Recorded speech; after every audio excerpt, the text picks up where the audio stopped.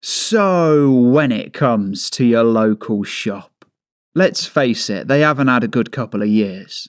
Because on one hand you've got shoplifters just taking stuff off the shelves, and then they've got inflation eating into the profit margins.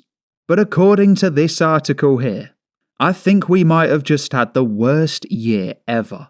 Because it says based on new figures from the Centre of Retail Research, you can see that 13,479 stores have just closed their business over the span of last year. And as you can see there as well, that's 37 each day.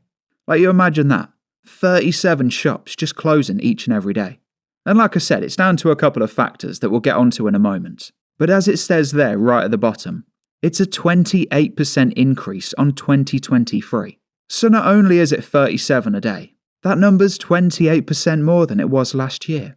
And like, if you keep going up like 28% each and every year, it's just exponential growth.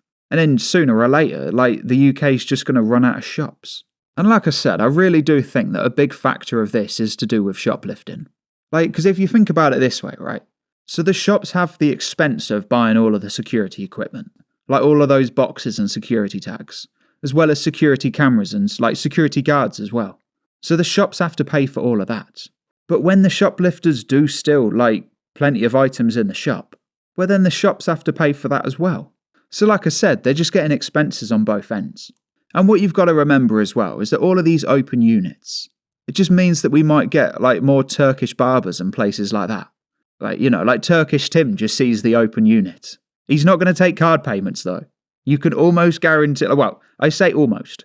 You can guarantee that Turkish Tim, when he moves in, it's going to be cash only. But let me know what you think as well. It's 37 a day. That's high, isn't it? Is it just me or is that high? Like 37 shops each and every day in the UK. Just closing business, just left, right and centre. But yeah, let me know what you think.